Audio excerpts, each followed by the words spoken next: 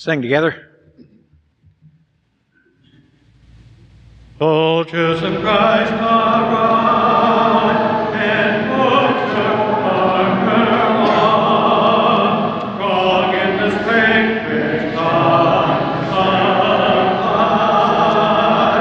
strong in the strength which God supplies through His beloved Son, strong in the Lord of hosts and in Him abiding power, who in the strength of His Son,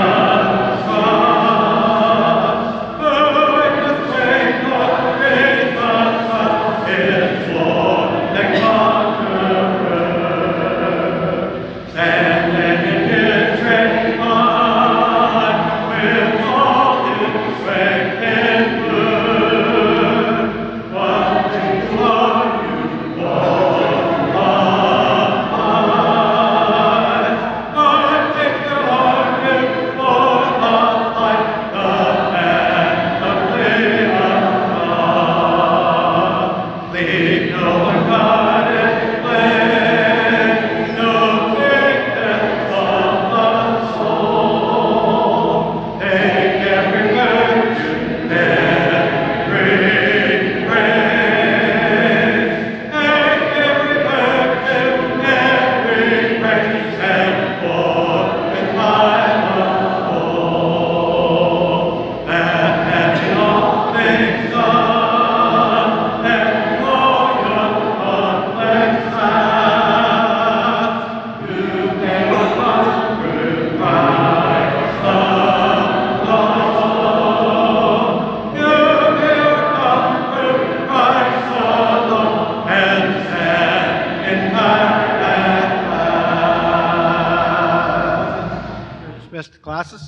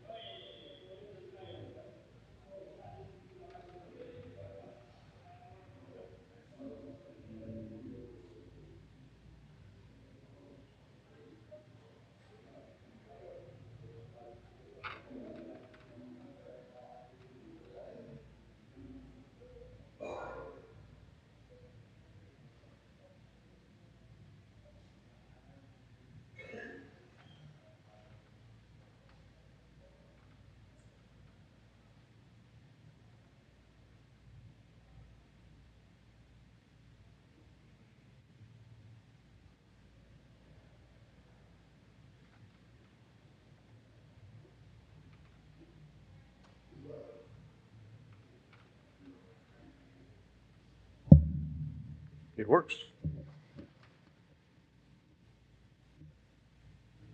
Good evening. I'm still not used to this getting dark so early in the evening. Makes me sleepy, makes me ready to go to bed by 6 o'clock.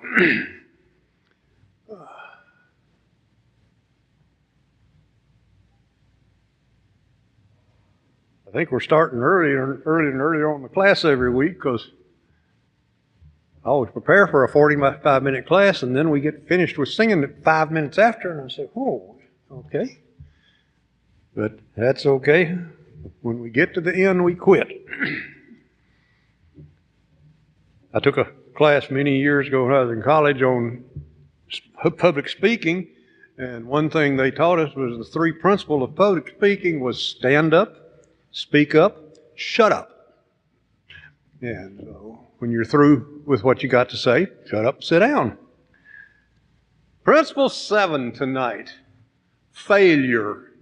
I know none of us have ever failed on anything in our life, right? No, this is a malady that affects everybody in the world, and sometime you're going to fail. But the title of the lesson is Learning from Failures, the Best Way to Become a Success. When you fail, learn something from it. I remember when my kids were little, they used to hate that saying because they would do something totally stupid, and they'd come in there, ooh, ooh, ooh, ooh, and I'd say, well, did you learn anything? And they'd say, yeah, that hurts. And I said, well, you learned something, so it's not a total waste, you know. If they want to stick their hand up on the stove, let them do it. They won't do it again. They'll learn, you know. Sometimes we do some stupid things. But have you ever been in or seen a situation where everything is happening so fast and everything's going in a blur and you hadn't quite figured out what's happened and what's going on until later, and you got caught up in the moment and you did something totally stupid that you later regretted? Well, that's what we're going to look at tonight. Our favorite apostle, Simon Peter, sometimes was a total failure. And this situation we're going to look at tonight happens the night that Jesus was betrayed. Now, all the disciples were totally confused and perplexed after they had the supper with Jesus, because he talked about, you know, he was going to die and they should eat his flesh and drink his blood, and that was just, you know, their mind was just in a kind of a fuzz with all that. And right after supper, he took Peter, James, and John. Remember this? We talked about it last week, I think it was. And they went to the garden, and then he fussed at them because they went to sleep.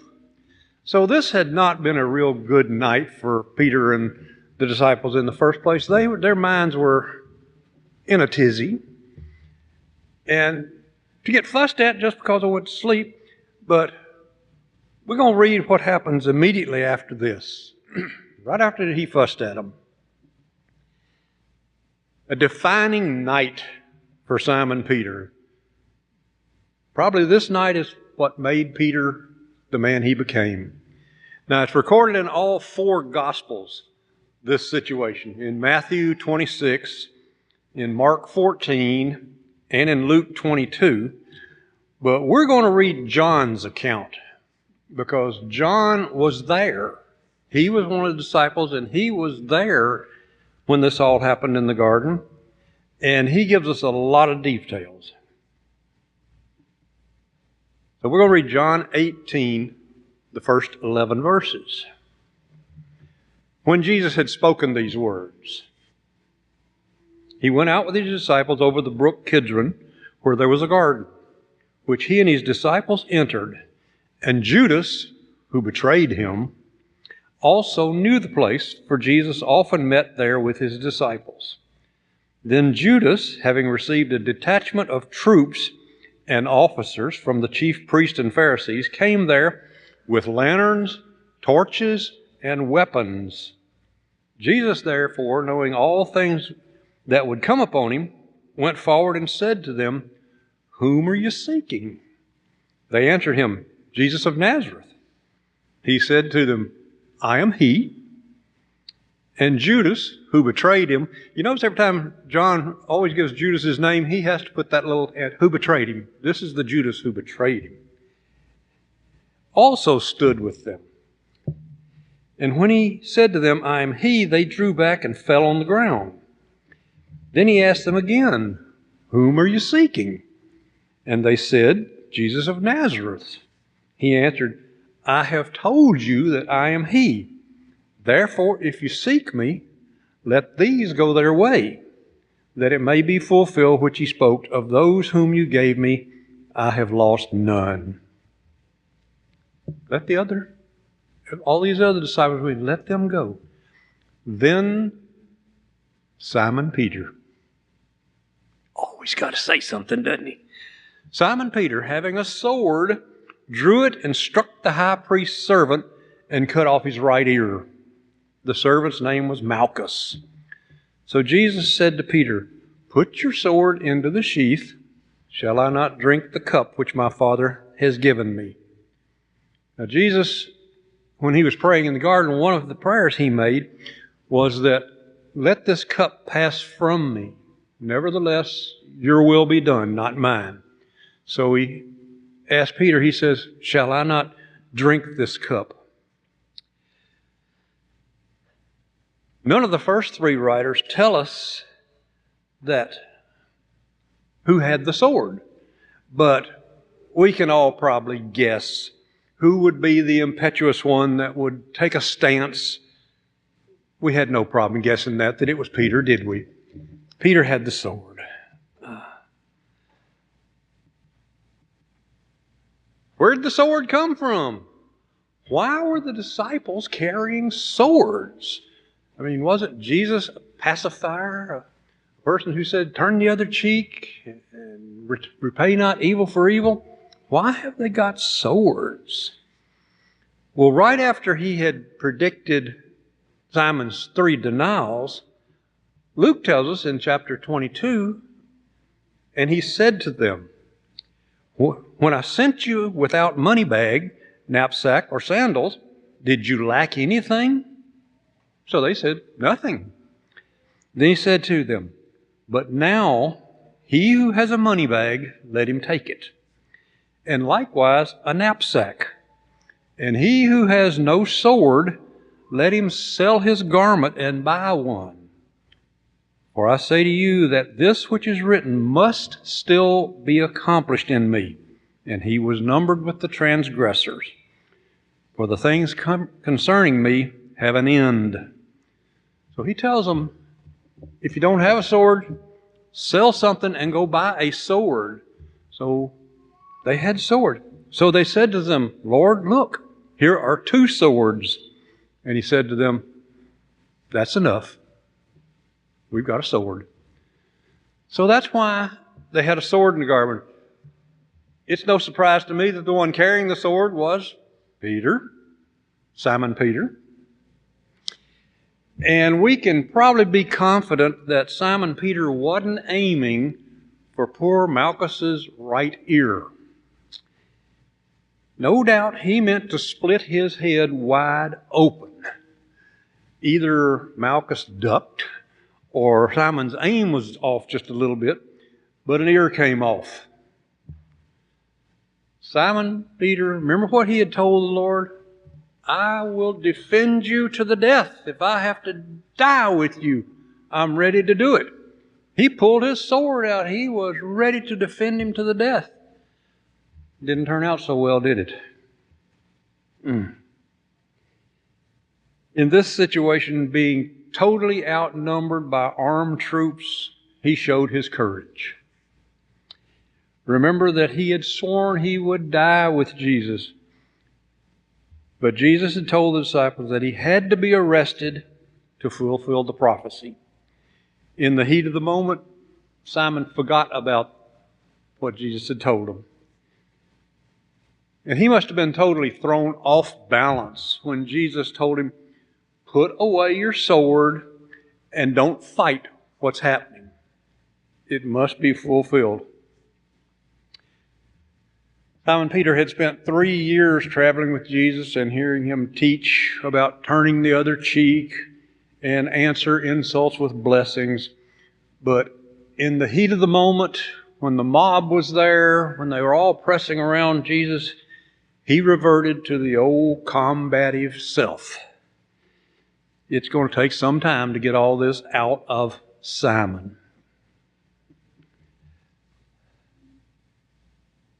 We know he eventually reached that level because he wrote in 1 Peter chapter 2, verse 18 and then verse 21, "Servants, be submissive to your masters with all fear, not only to the good and gentle, but also to the harsh." And this was a very harsh mob that was there in the garden. And Peter later wrote, "Be submissive to the harsh people." And in verse 21 he says,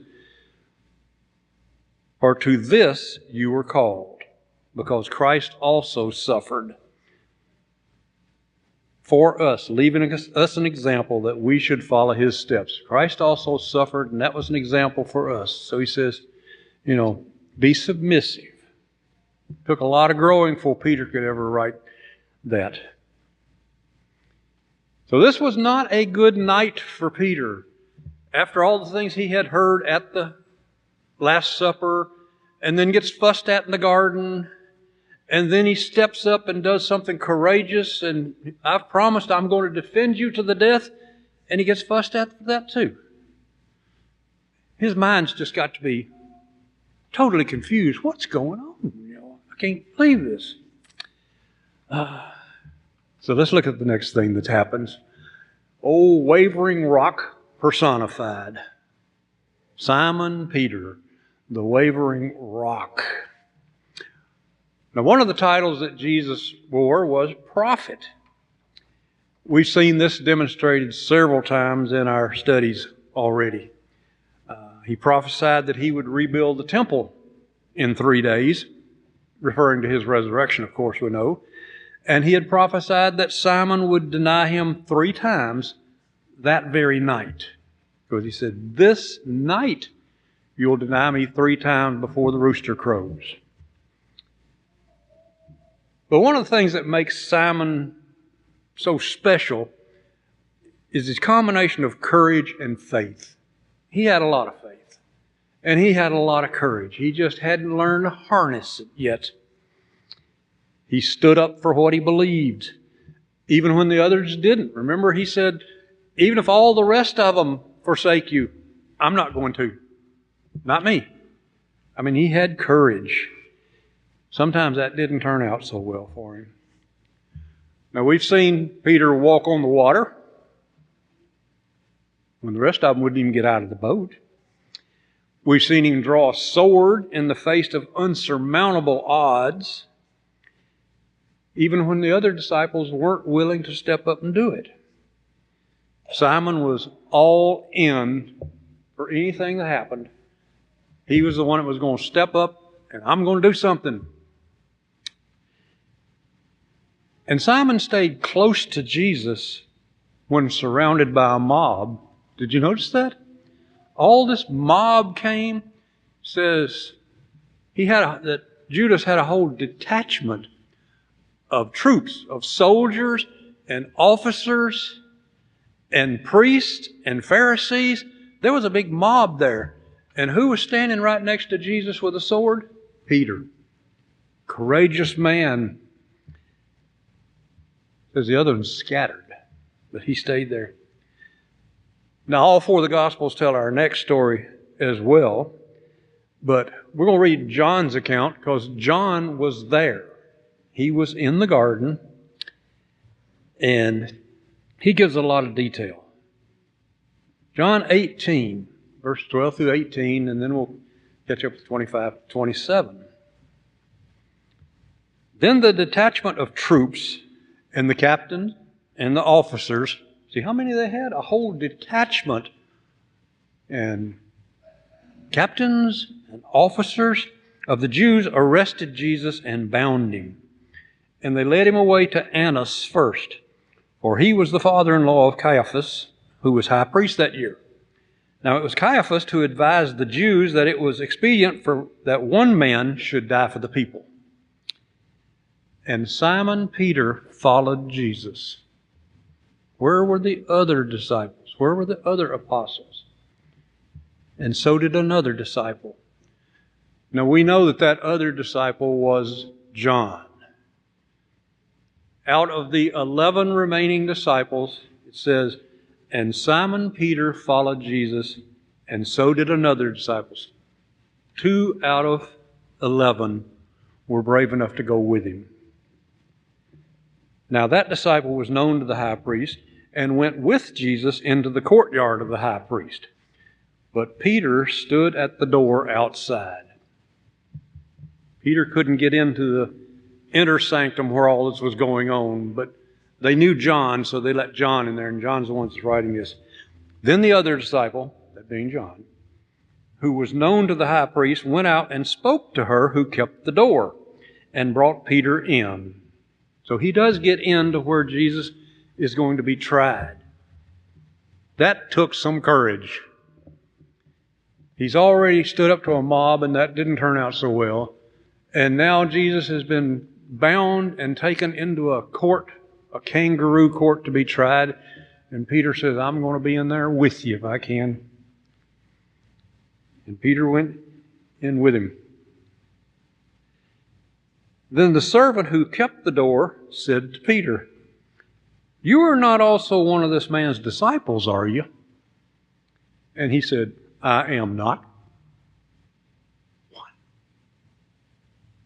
Before the rooster crows, you're going to deny me 3 times. And he said, I am not. That's one. Now the servants and the officers who had made a fire of coals stood there, for it was cold, and they warmed themselves. And Peter stood with them and warmed himself. Every time I read this story, I'm always reminded of what David wrote in Psalms chapter 1. Blessed is the man who walks not in the counsel of the ungodly. That's where Peter was. He was right in the counsel of the ungodly. Nor stands in the path of sinners. And Peter standing there with them. Nor sits in the seat of the scornful. Every time I think about Peter standing there at the fire with all these people who are trying to kill Jesus, he's standing right there with them. And I can just can't get that out of my head, that Psalms 1:1, that you're not supposed to do that. Get away. And then down to verse 25. Now Simon Peter stood and warmed himself. Therefore they said to him, You're not also one of those disciples, are you? He denied and said, I am not. See the exclamation point? First time he just spoke it, I am not. This time he's emphatic about it. I am not. 2. Strike 2, Peter. One of the servants of the high priest, a relative of him whose ear Peter had cut off. This is one of Malcolm's cousins, or a relative of his anyway. And he said, Did I not see you in the garden with him? Peter then denied again. 3. And immediately a rooster crowed. Matthew's account says, Then he began to curse and swear, saying, I do not know the man. Immediately a rooster crowed. He gets more vociferous, a little louder each time he denies. First time just, I am not. Second time I'm not. Third time, I don't know the man. And a rooster crowed. Now let's cut Peter a little slack here, or Simon a little slack right now. He was probably in a state of total confusion about now. He had sworn to defend Jesus to the point of death, and then he got fussed at for doing it. He never intended to deny Jesus. We don't ever intend to be a failure, do we? But he was. This was all new ground to Simon Peter. He was put on the spot by a mob that hated Jesus, and he wavered big time. Have you ever been put on the spot by people who have different beliefs than you? Do we waver sometimes? Afraid we do. I doubt that any of us have ever been put in a situation like this, surrounded by a mob of hostile people who want to kill somebody. And if that ever happened to us, would we have the courage to stand up against the mob and defend the accused? It's easy to say, yes, I would. But until you're in that situation, we never know what we're going to do. And Peter, with all his bravado and all his promises and all his boasts, he folded. What we do know is that after this, Peter is a rock. We never have any account of Peter ever denying Jesus again, even to the point of dying on the cross.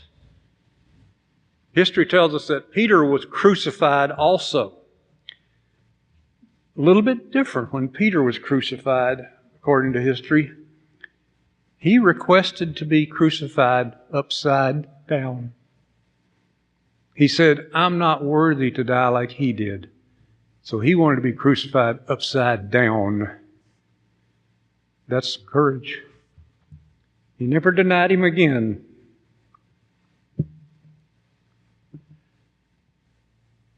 Next little bit of our story. The look. Oh. Y'all know what the look is? We respond to others, to looks from other people in different ways. That look from a loved one when we hadn't seen each other for a long time, that's good, isn't it? You know, when you see somebody you hadn't seen for a long time and you look at each other, that's good. The look when good friends get together. When you get together with a good friend, yeah, good look, right? Yeah. The look when we see a little baby. We respond in different ways. How about when you were a teenager, if you can remember back that far, and that sweet young thing looked at you, smiled, and fluttered her eyes. Oh, that look was wonderful. But the one look we all remember was the look from our mothers. If you had a mother like mine, you know the one I'm talking about, right? When you got caught doing something wrong, they didn't have to say a word, did they? All they had to do was look at you. And that look could melt steel. And if they ever called you by your middle name, woo, the world was fixing to come to an end.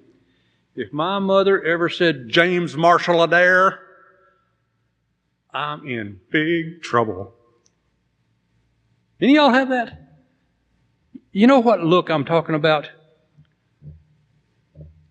The look. In case y'all don't know who that is, that's Pat Summitt. She was women's basketball coach at the University of Tennessee, and she was famous for her look. She could give those girls a look. They all said she never had to say a word to us. I remember when Candace Parker one time was talking. Candace is all-pro basketball player, one of the greatest women's basketball players ever played. She said one time, I really messed up on a play, she said, and the other team scored on me. She said, I wasn't paying attention to it. She said, I came running back up court doing this. She said, I was not going to look at her. She said, I ran right by her, just, don't look. That's the look. Have any of y'all ever gotten that look from your mother?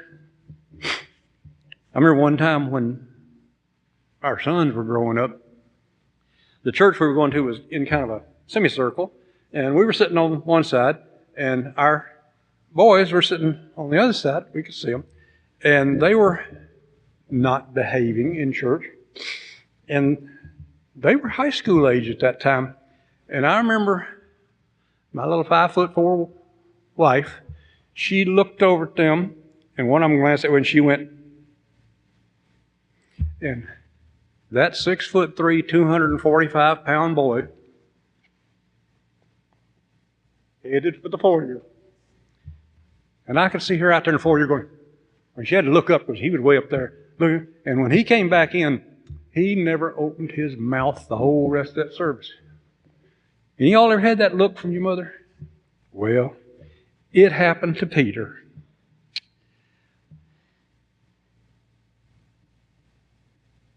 In Luke chapter 22, starting verse 60 through 62, immediately the rooster had crowed. Immediately, while he was still speaking, this is while Peter's still saying, I do not know the man, the rooster crowed. And the Lord turned and looked at Peter. Then Peter remembered the words of the Lord, how he had said to him, before the rooster crows, you will deny me 3 times. So Peter went out and wept bitterly. At this moment of Simon's highest ever anxiety, I mean, he is denying the Lord. He's in here with a mob. He's outnumbered. He's been courageous and got fussed at. He gets the look from Jesus. Just when the cursing, defiant apostle was swearing that he never knew Jesus, from the other side of the courtyard, it says the Lord turned and looked at him. That look said more to Simon Peter than 100 sermons that he had heard Jesus preach. Peter's heart was broken. He was flattened by this one. He had sworn that he would never forsake Jesus or deny him, even if everybody else did. And he failed. But he learned from his failure, and we can all learn from our failures. It changed him. It changed Peter, or changed Simon big time this night. It's, like I said, it's never recorded in the Bible again that Peter ever denied Jesus again. He stood up for him no matter what happened. He was beaten. He was thrown in prison. He was arrested I don't know how many times, and he took it. As far as we know, Simon never saw Jesus again from that moment right there when Jesus looked at him. He never saw him again until after he was raised from the dead. That's 3 days. Don't you know that those 3 days between the garden and the resurrection were torture for Simon? 3 days of mental anguish of, what have I done? I have failed him. I'm a failure. Now, all the apostles were confused and scared, but for Peter, there was the additional fact that he had failed him when he should have stood up. He didn't live up to all his boasts and all his promises. When the real test came, he folded. But happily, that's not the end of the story. Mark chapter 16, starting at verse 1. Now when the Sabbath was past, Mary Magdalene, Mary the mother of James, and Salome brought spices that they might come and anoint him. Very early in the morning, on the first day of the week, they came to the tomb when the sun was rising. And they said among themselves, who will roll away the stone from the door of the tomb for us? But when they looked up, they saw that the stone had been rolled away, for it was very large. And entering the tomb, they saw a young man clothed in a long white robe, sitting on the right side, and they were alarmed. I would be too. But he said to them, do not be alarmed. You seek Jesus of Nazareth, who was crucified. He is risen. He's not here. See the place where they laid him? But go, watch this part. Tell his disciples and Peter. Tell his disciples and Peter that he is going before you into Galilee. There you will see him as he has said. Go tell Peter. Is it possible that Jesus had told this angel, he said, make sure that Peter knows what's going on. Make sure Peter knows about this. Because when the angel talks to the women, he says, tell the disciples and Peter specifically. He calls his name. After all his failures, after folding, after denying Jesus, Jesus wants him to be a part of it. He doesn't give up on you. He didn't give up on Simon. Perhaps that incident is what Peter was remembering when he wrote in 1 Peter chapter 5, verse 10. And the God of all grace, who called you to His eternal glory in Christ, after you have suffered a little while. Boy, Peter knew about suffering. That 3 days between the garden and the resurrection. And he writes, after you have suffered a little while, will Himself restore you and make you strong, firm, and steadfast. Tell the disciples and Peter, He Himself will restore you. Make sure Peter knows about this. Peter had suffered for 3 days, and Jesus specifically made sure that he was told that he had risen. And in the end, we all know that Peter became strong, firm, and steadfast. I'm going to make an assignment to you. You notice we go to 1 Peter a lot of times for these scriptures at the end of our little lessons. I challenge every one of you to read 1 and 2 Peter. Now that you know a little bit more about the type of person Simon Bar-Jonah was and the changes that came about to him to become Peter, go read his books that he wrote after becoming the rock, and you'll see how strong he was. And we can remember back to what we learned in these lessons, that he was a weak person. He was impetuous. He failed. He boo-booed lots of times. But when you read his books in 1 and 2 Peter, so I challenge every one of you sometimes just to, it doesn't take long to read. There's not that many chapters in books. He was a man of few words. But read his book sometime and see what he changed into when he was strong, firm, and steadfast. Bitter tears. When Jesus turned and looked at Simon Peter, it must have, as the old saying goes, hit him like a ton of bricks. Wouldn't it you?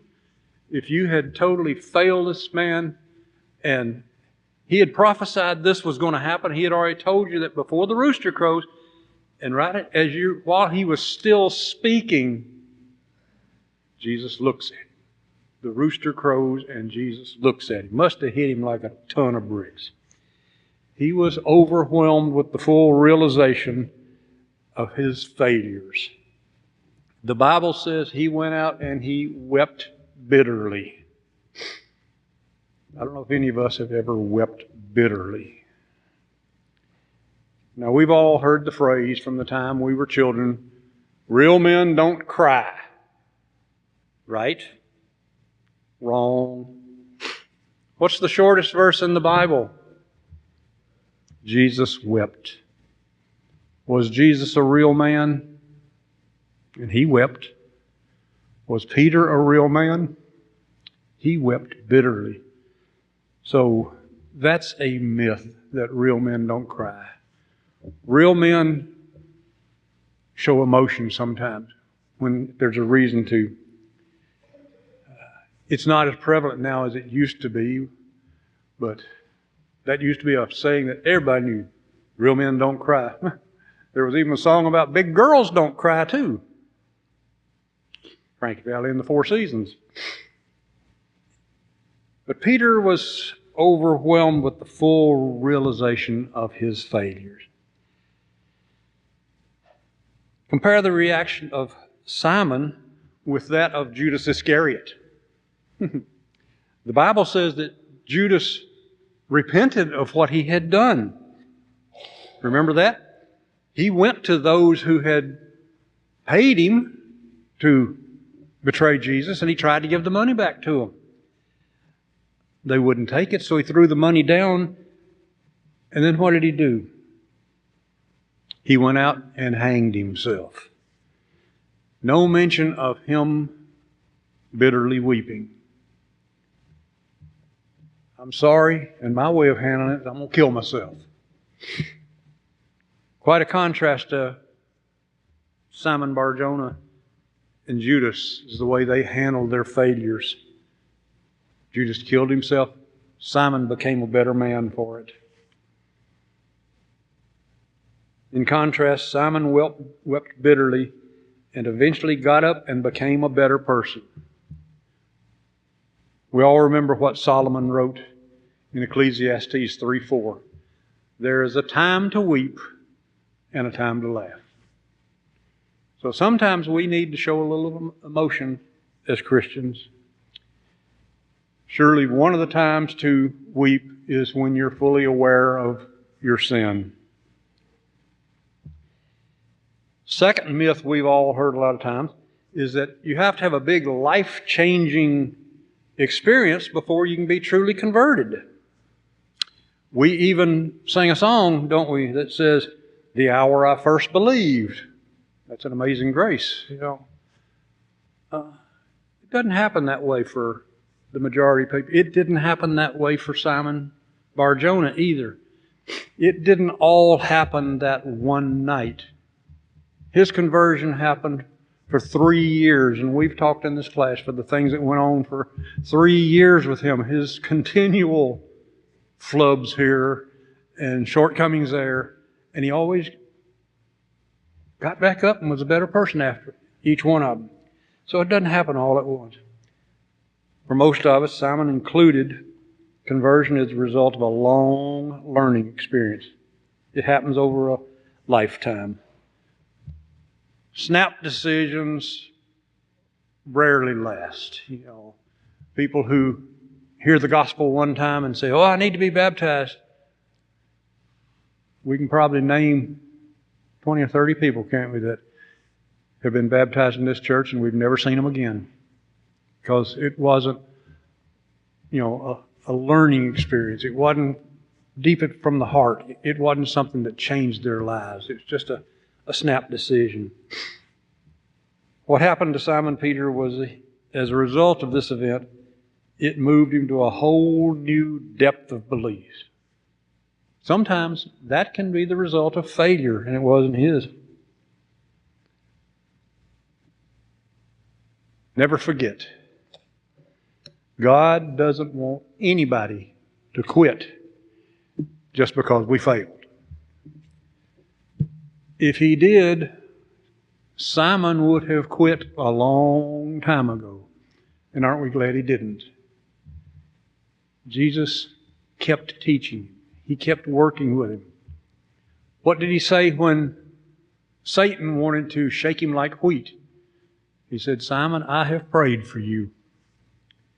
Jesus doesn't want anybody to quit just because they fail. So never let your failures define you. They didn't define Simon. He became a rock. And just remember, God isn't through with you yet. As long as you're breathing, He's still working on you. We started early tonight. We're going to end up early tonight. Next week, I'm not sure what the lesson's going to be. There's several more chapters in the book we're going through, but this quarter ends the end of this month. So we'll have to read the rest of them and see, what we can get in toward the end. But I hope we've learned something in here that failure doesn't define us. Failure can just make us a better person if we handle it the right way. He changed. Don't be like Judas Iscariot and go out and hang yourself. Change because of it. Anybody got any comments? Go forth and sin no more.